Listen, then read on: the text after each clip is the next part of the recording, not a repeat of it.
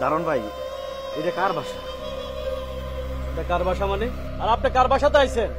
এটা হলো আমাদের শবনম ম্যাডামের বাসা। শবনম ম্যাডাম?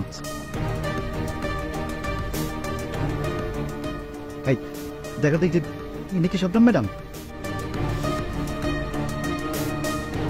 এই ছবিটা কি অনেক আগের ছবি? হ্যাঁ, অনেক আগের ছবি, কিন্তু আপনি কোন তো এটা শবনম ম্যাডাম কিনা? হ্যাঁ, শবনম ম্যাডামের মতোই তো মনে হইতাছে। পাইছি, আমার মারে আমি খুঁজে পাইছি। বিশ্বাস করেন দারোয়ান ভাই, আজ 15 দিন ঢাকা শহরের প্রত্যেকটা অলি গলিতে, প্রত্যেকটা বাড়িতে সবার কাছে জিজ্ঞাইতেছে আমার মায়ের কেউ চেনে নাকি। আমি পাই নাই। ছোটবেলায় আমার মায় আমার গ্রামে রেখে চলে আইছে। গ্রামের লোকজন আমার কইতো, মানিক তোর মায় ঢাকা শহরে থাকে। আমি সেই থেকে প্রত্যেক বছর টাকা জমাইয়ে ঢাকা শহরে আসি আমার মায়ের খুঁজতে। পাই নাই। প্রত্যেক বছর মায়ের মুখটা দেখার আশা কইরা ঢাকা শহরে আসি, আর হতাশ হয়ে ফিরে যাই। এই আজকে আমি চলে যাচ্ছিলাম, যাওয়ার কথা মনে হলো এই বাড়িটা একবার যাই। আমার কি ভাগ্য দেখছেন, এই বাড়িতে আইছি, আসার পরে জানলাম এইটা আমার মায়ের বাসা, আমার মা এইখানে থাকে। দারুণ ভাই, আমি আমার মায়ের পাইছি। আমার মা একটু ডাকতেন না, একটু ডাকতেন আমার মায়ের। বাউতাবাজি করার জায়গা পাও না? আর আমরা সারা জীবন জানি যে আমাকে ম্যাডাম নিঃসন্তান, আর প্রত্যেক আয়া তুমি কইলা যে আমাকে ম্যাডাম তোমার মা। এই কথা আমাকে বিশ্বাস করতে হইব মিয়া। ফাজলামি করতে জায়গা পাও না? যাও ভাগো ভাগো, দেখ সোজা রাস্তা মাপো, নইলে কিন্তু ধাক্কা দিয়ে গেটের বাইরে করে দেবো। দারুণ বাজি ভাউতাবাজি করতেছি না। আমার মা ছোটবেলা আমার খুব আদর যত্ন করে লালন পালন করছে। আবার মিথ্যা কথা কইতাছো না? আবার মিথ্যা কথা কইতাছো? এই লাঠিটা দেখছো? এই লাঠিটা দিয়ে একটা বাড়ি দেবো, মাথাটা ফাটাই দেবো। যাও কিন্তু ভাগো। আমি মিথ্যা কথা কইতেছি? তাহলে আপনি একবার যে আপনার ম্যাডাম রেখন যে কদমথলি থেকে আপনার পোলা মানিক আইছে, দেখবেন আমার নামটা শোনা মাত্র মা ছুটে ছুটে আসবে। জান না? আর যদি না আসে? না আসে আপনার লাঠি দিয়ে একবারই দিয়ে আমার মাথা 2 ভাগ করে দেবেন। কিছু কব না, আমি চুপচাপ হেরে দাঁড়ায় থাকবো। দরকারে মরে যাবো ওই জায়গা, তবু আপনার কিছু কব না। জান? আচ্ছা ঠিক আছে, সোজা এখানে দাঁড়ায় থাকবেন, কোনো দিকে যাবেন না। আমি যাইতাছি ভিতরে।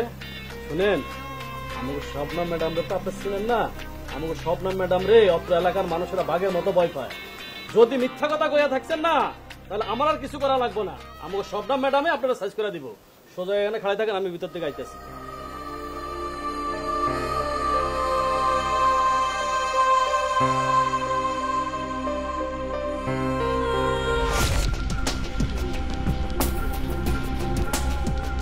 জয়া,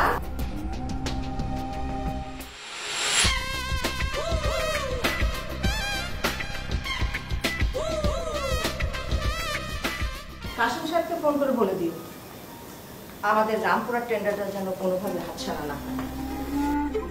যদি হাতছাড়া হয় তাহলে কাশিম সাহেবকে তার পরিবারের কথা ভুলে যেতে হবে। ঠিক আছে মা, আমি এক্ষুনি ফোন দিয়ে বলে দিচ্ছি।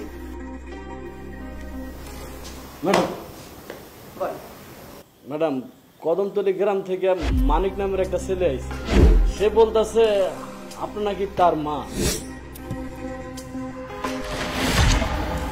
মানিক? কদমতলী গ্রাম? জি ম্যাডাম। মা, তুমি তো বলেছিলে তোমার কোনো সন্তান নেই, তাহলে কোথা থেকে কোন ছেলে এসে তোমাকে মা কেন দাবি করছে?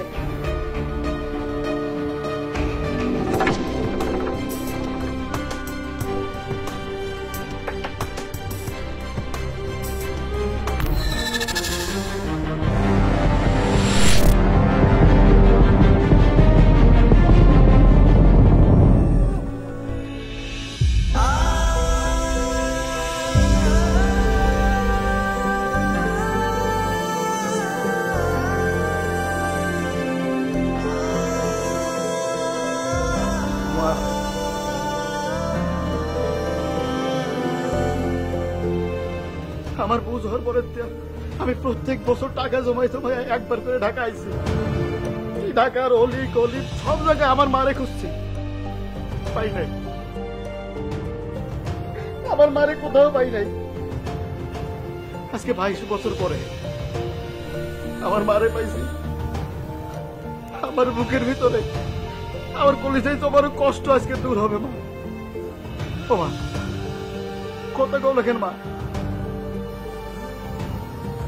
তুমি এত পাশান হয়েছো কেমন করে যা?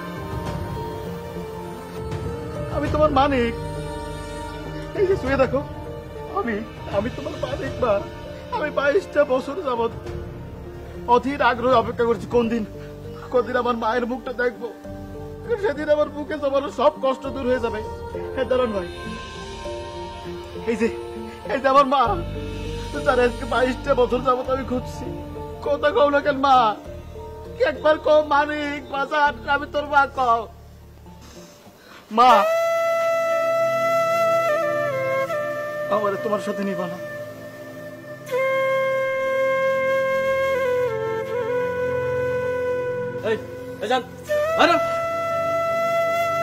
মা, আজকে 22টা বছর পরে তোমারে পাইলাম, একবার কি আমার মানিক বলে বুকে চড়াই নিবা না?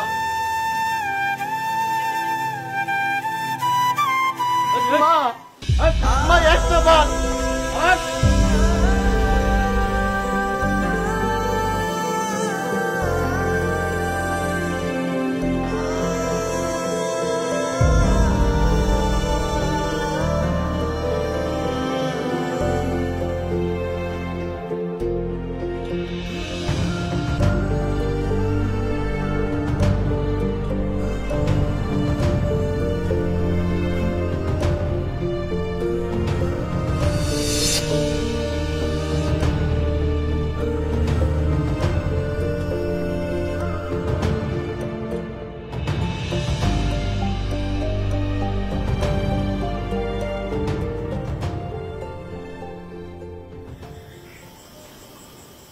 মা,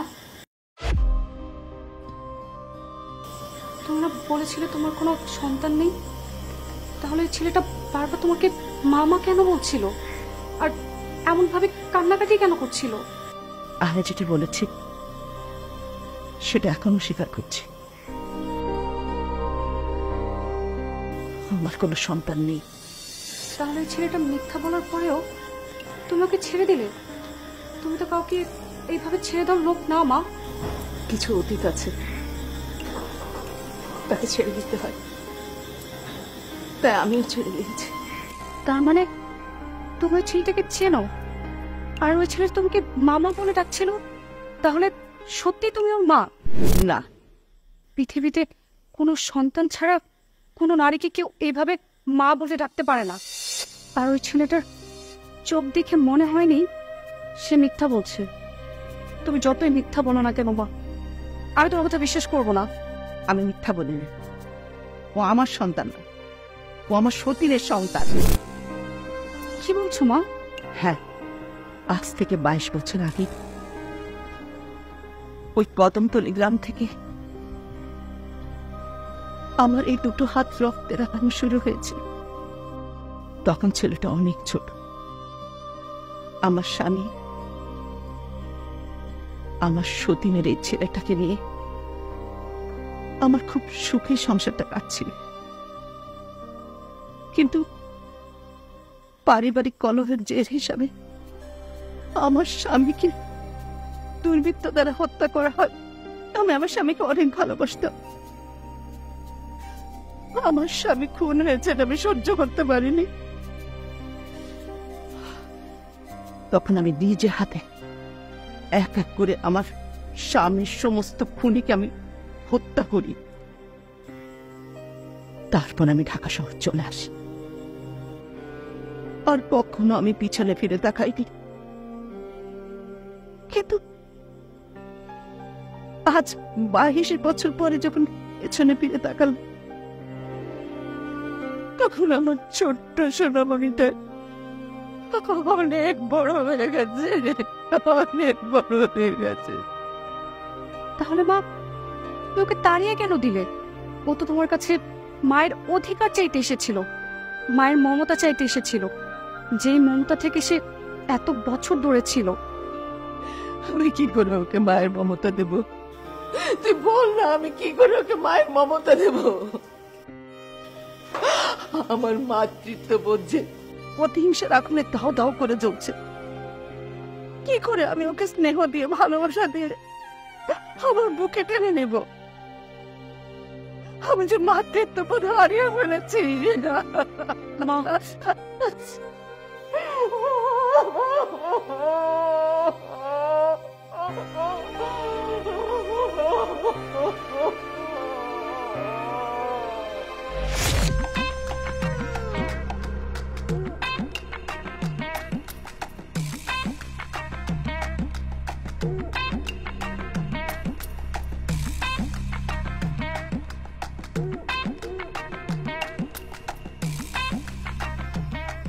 দারোয়ান ভাই, ও দারোয়ান ভাই, ও দারোয়ান ভাই।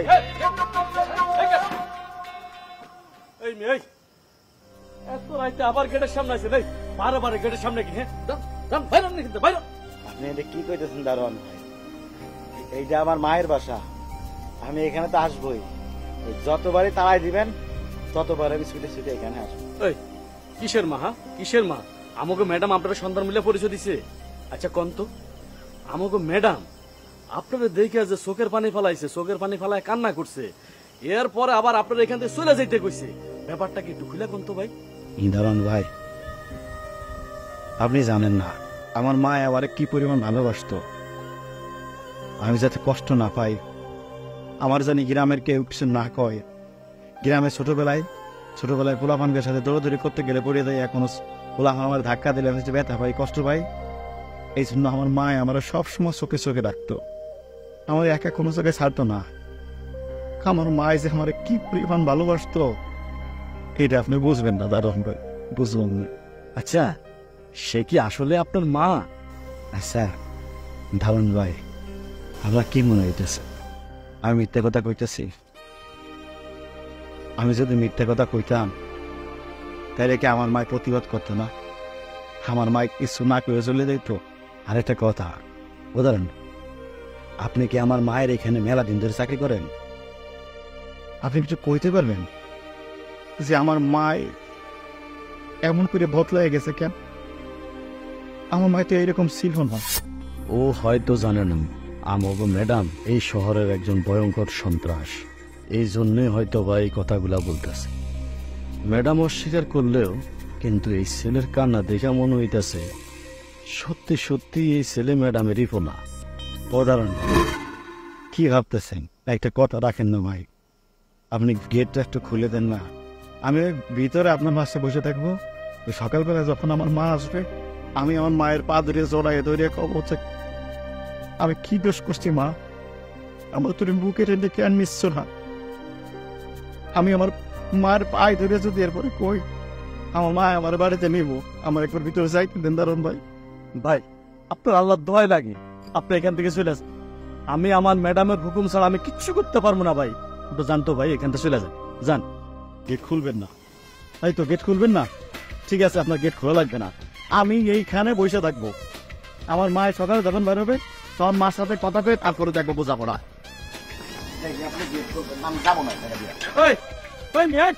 আবার বসে গেছেন, ওটা ওটা না হলে কিন্তু বাড়িতে মাথা মতো ওটা দেন আমার মাথার উপর বাড়িতে মাথা দুই ভাগ করে ফেলান, তবু আমি এই জায়গায় উঠবো না।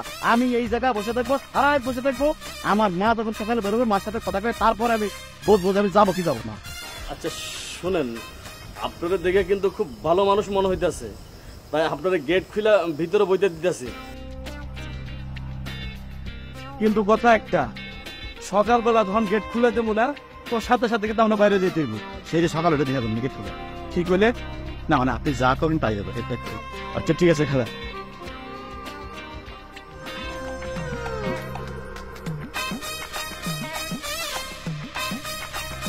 মাস্ক পাবেন অনেক ওদিকে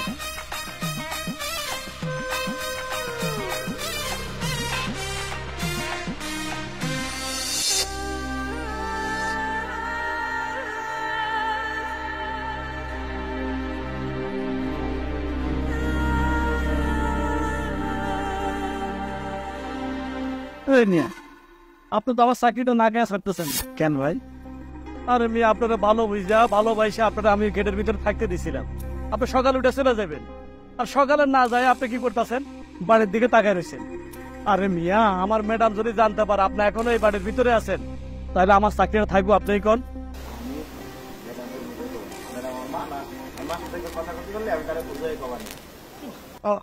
আসসালামু আলাইকুম। ওয়ালাইকুম আসসালাম। আপনি আবার এখানে এসেছেন? আমি তো যাই নাই আপামনি, কালকে আমার মায়ের সাথে আপনারা দেখছিলাম না? হ্যাঁ, দেখেন না, আমি কতবার কইছিলাম যে আপনি কেন্দ্রে চলে যান, আপনি কেন্দ্রে চলে যান, আমার কোনো কথাই শুনতেছে না। আরে ম্যাডাম যদি দেখে তাহলে আমার কি অবস্থা হবে আমি কিছু বুঝতে পারতেছি না। আপামনি, আপনার দোহাই লাগে, আপনার দোহাই লাগে আপামনি, আমার মায়ের সাথে একটাও দেখা করার সুযোগ করে দেন। আমি 22টা বছর পর আমার মায়ের মুখটা কালকে দেখছি। আমি আমার মায়ের সাথে একবার কথা বলে চলে যাবো। একটা বছর আমার মায়ের সাথে কথা বলার ব্যবস্থা করে দেন আপামনি, একবার। দেখুন, মা তো আপনাকে নিয়ে যাওয়ার অনুমতি দেয়নি। মায়ের অনুমতি ছাড়া আমি আপনাকে নিয়ে যেতে পারবো না। আপামনি, আমার মা না এমন ছিল না। আমাদের গ্রামের প্রত্যেকটা মানুষ না আমার মায়ের প্রশংসা করতো। আমার মায়ের ঢাকা শহরে এসে কেমন জানি বদলাই গেছে, তার নিজের মানিকরে বন্ধু চিনল না। দেখুন, আমি বুঝতে পারছি আপনি হয়তো বা মাকে অনেক বেশি ভালোবাসেন, কিন্তু কিছু পরিস্থিতি মানুষকে বদলে যেতে বাধ্য করে, আর মাও বদলে গিয়েছে। না, আমার মা কিছুতে বদলে যেতে পারে না। আমার মা আমার সাথে কোনোদিন উচ্চস্বরে একটা কথা বলেনি, আর সেই মায়ের সামনে আমি কান্নাকাটি করলাম, আকুতি করলাম, তবু আমার মা আমার সাথে একটু কথা কইল না। আচ্ছা আপনি আপনি কইতে পারেন আমার মায়ের কি হয়েছে? আপনি আমার মায়ের সাথে একবার আমার একটু কথা করার ব্যবস্থা করে দেন আপনি। না, তো আপনাকে নিয়ে যাওয়ার অনুমতি দেয়নি, আর তার অনুমতি ছাড়া আমি কিছু করতে পারবো না। I am so sorry.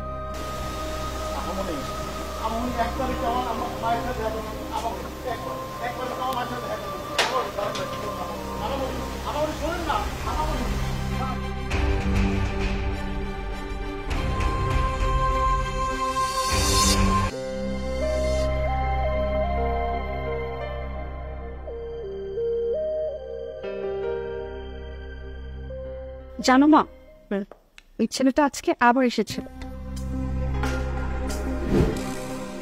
ও এখনো ঢাকা শহর থেকে যায়নি না। আর জানো মা, আজকে না ওই ছেলেটা আমার হাত ধরে অনেক কান্নাকাটি করেছে, বলেছে তোমার কাছে যেন নিয়ে আসি, কিন্তু তোমার অনুমতি ছাড়া তো ওকে আমি তোমার সামনে নিয়ে আসতে পারি না। তুই বলিসটি ওকে গ্রামে চলে যেতে? এইটা তো তুমি কখনো আমাকে বলতে বলোনি। আচ্ছা, এরপর যখন আবার দেখা হবে তখন কি বলবো যেন ঢাকা ছেড়ে গ্রামে চলে যায়। আর জানো মা, ছেলেটাকে দেখে মনে হচ্ছিল সে অনেক দিন ধরে কিছু খায়, তা একদম শুকিয়ে আছে।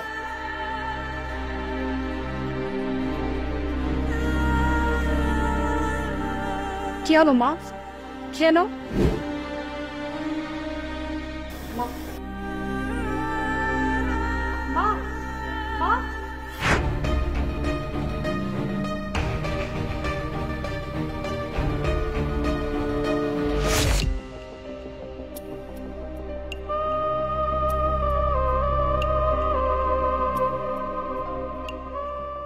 এই ব্যাপার দারুণ ভাই, আজকে যে আমার একদম আপ্যায়ন শুরু করে দিলেন, হোটেল থেকে খাবার এনে নিজের প্লেটে খাইতে দিলেন। আমার মায় মনে বলেছে না, এই জন্য আমার আপ্যায়ন করতেছেন। বুঝতে পারছি।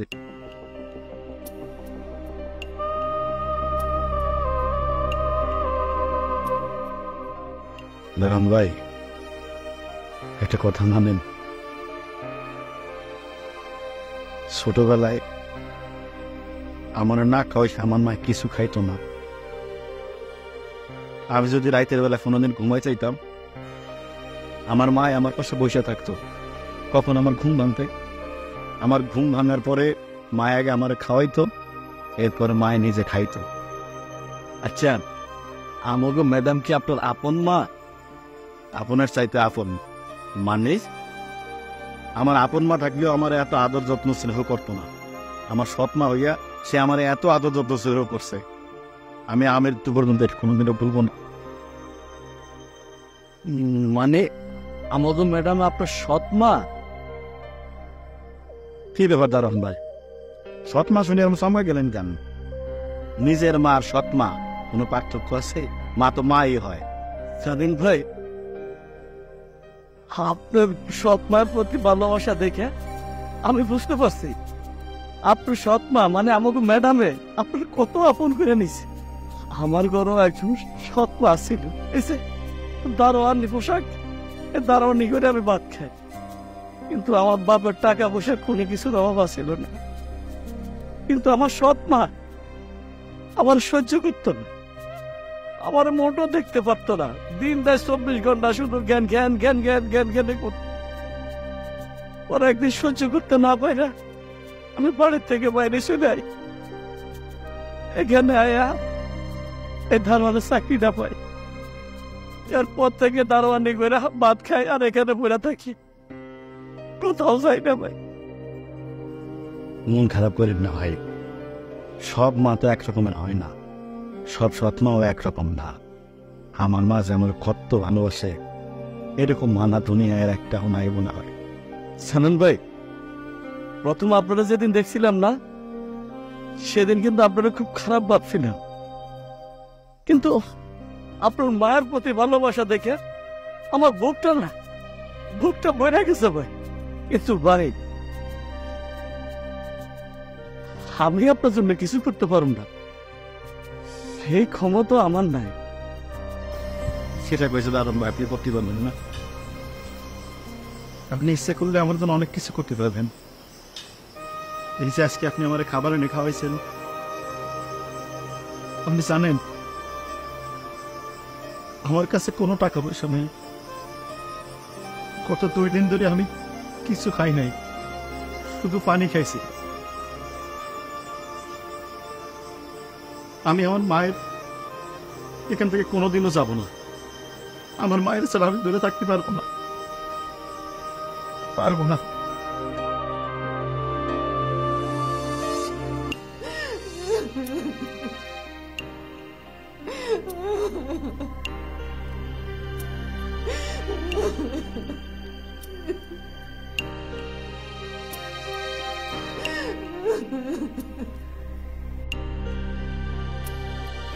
মা,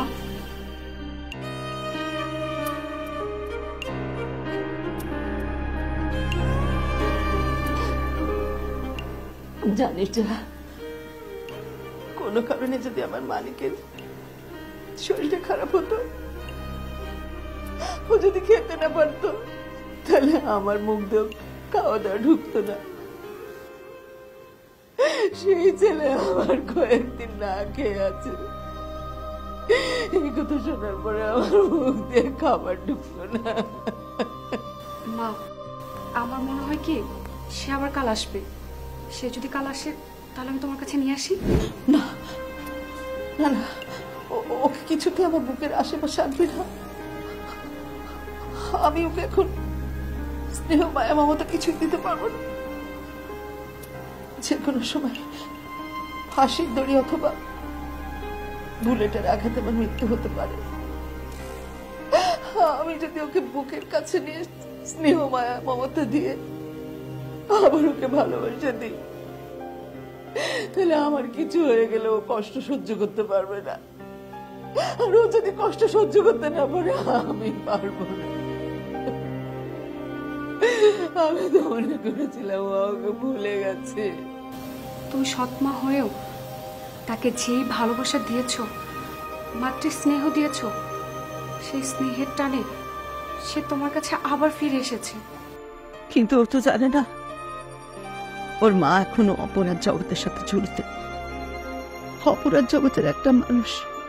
আমি যখন সতীনের ছেলের ছিল, নিজে কোনো সন্তান নিইনি, সতীনের ছেলেকে নিজের ছেলের মতো আপন করে নিয়েছি, তখন গ্রামের মানুষ আমার অনেক প্রশংসা করেছে, অনেক। হ্যাঁ, ছেলেটা কিন্তু আমাকে এই কথাটা বলেছে। তুই বল, তাহলে তুই বল, এই 2 হাত দিয়ে কিভাবে আমি ওকে আমার বুকে ফেলে নিব? সেই সৎ সাহস তো আমার নেই, সেই সৎ সাহস আমার নেই।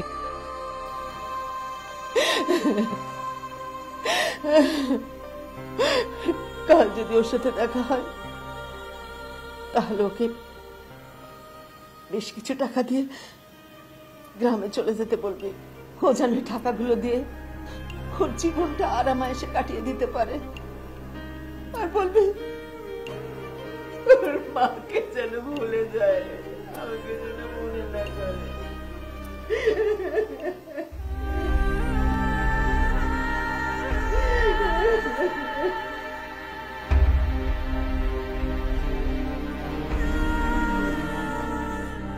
মানে তোর মা তো সেই মানে বাবা, তোর মা এখন অপরাধ জগতের একজন মানুষ নেই, তোকে আর কোনোদিন এই বুকের মধ্যে টেনে আদর করতে পারবে না।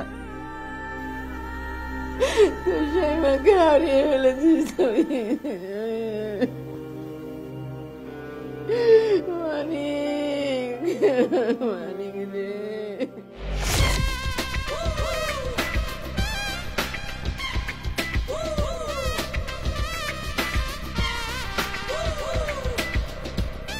রাজু আঙ্কেল, ওই ছেলেটা আজ আসেনি? ওই ছেলে তো সারা রাত্রে গেটের সামনে বসে আছিল। কে? সারা রাত গেটের সামনে বসেছিল? জি। আচ্ছা, ও এখন কোথায়? মনে হয় বাসার আশেপাশেই আছে। হয়তো দিন রাত 24 ঘন্টায় তো বাসার গেটের সামনে দিয়ে ঘুরঘুর করে।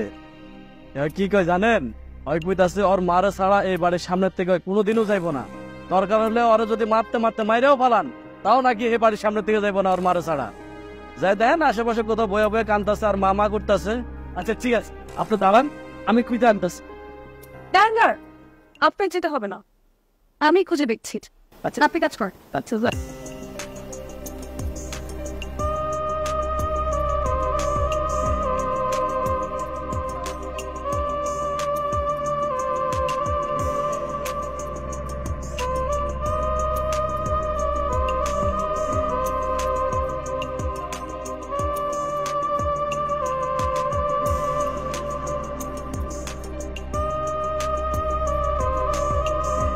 আপনি এখানে? আর আমি আপনাকে খুঁজতেছি। বাহারে যাইতে কইছে নাকি? না। তাহলে আপনি আমার খুঁজতেছেন কেন?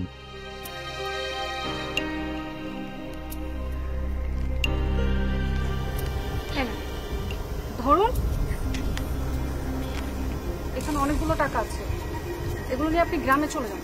গ্রামে গিয়ে আরামায়েশে জীবনযাপন করেন, এটা মা বলেছে, আর দরকার হলে আরো দিবে।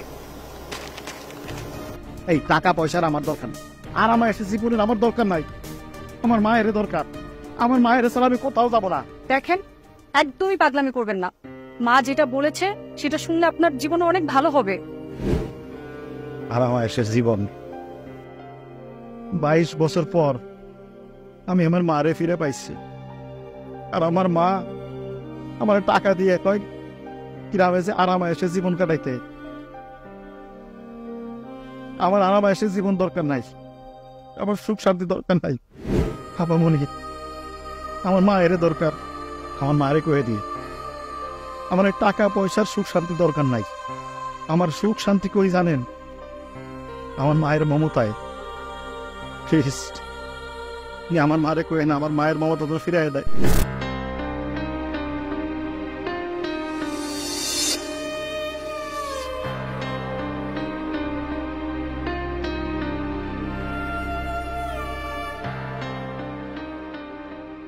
আচ্ছা, তুমি বলতে না, ওকে আমি কি করে বোঝাবো? মানে এই বুকের মধ্যে ওকে দেওয়ার মতো কোনো স্নেহ মমতা ভালোবাসা কোনো কিছু নেই। আমি ওকে কি করে বোঝাবো যে মা ওকে বুকের মধ্যে করে মাথায় হাত বলিয়ে ঘুম পাড়ানি গান গেয়ে ঘুম পড়াতো? সেই হাত দুটো তার রক্তের রঞ্জিত। কি করে বোঝাবো আমি? বল আমাকে বল। মা, আমি বলছিলাম কি, তোমার না একে এতটা কষ্ট দেওয়াটা ঠিক হবে না। কাল সকালে তুমি ওকে বাসায় নিয়ে এসো। বাসায় নিয়ে আসবো? না না, ওকে বাসায় নিয়ে আসা যাবে না। ও যখন এসে যাবে, ওর ভালো মাটার ভালো মানে অনেক খারাপ হয়ে গেছে, অপরাধের সাথে জড়িত। তখন ও কি করে সহ্য করবে? ও যখন জানবে ওর মার ফাঁসির দড়িতে মৃত্যু হবে, ও যখন জানবে যে কোনো শত্রুর হাতে কিংবা শত্রুর গুলিতে আমার মৃত্যু হবে, ও কি করে সহ্য করবে? না না, আমি এতটা কষ্ট ওকে দিতে পারবো না। আমি এতটা কষ্ট ওকে দিতে পারবো না। মা, যে ছেলেটি তার সৎ মাকে 22টি বছর খোঁজার পর অবশেষে খুঁজে পেয়েছে, আমার মনে হয় না তোমার আপন ছেলে হলেও এতদিনে তোমাকে মনে রাখতো, ভুলে যেত, হয়তো বা কখনো খুঁজতেও না। না,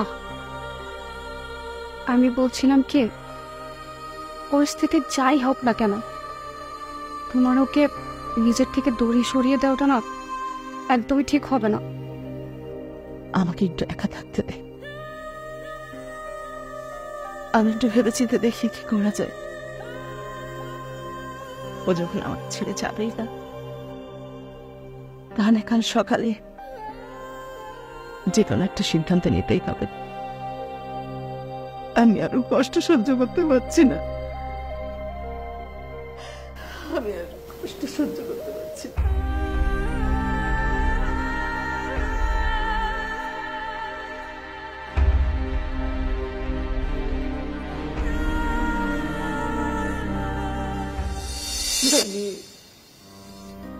মানিক রে, তোর সে মাকে তুই হারিয়ে ফেলেছিস,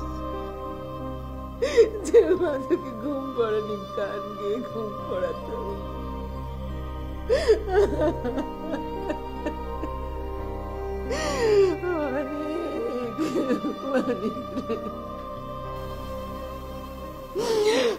আজকে 22 বছর পরে আমি কোন পরীক্ষার সম্মুখীন হলাম আল্লাহ, তোমাকে একটু রাস্তা বের করে দাও আল্লাহ, তোমাকে একটু রাস্তা বের করে দাও।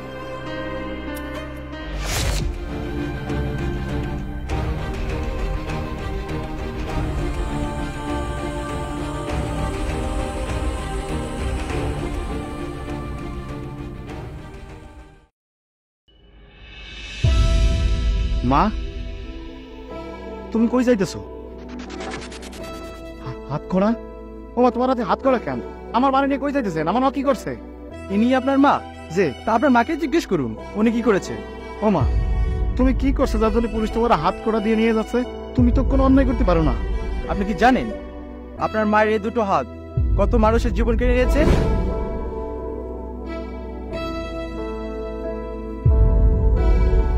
আর সেই কারণে আপনার মাকে অন্ধকার জেলে দুকে দুকে মরতে হবে। আমি বিশ্বাস করি না, আপনি ভুল বলতেছেন অফিসার। আমার মা এমন কাজ করতে পারে না।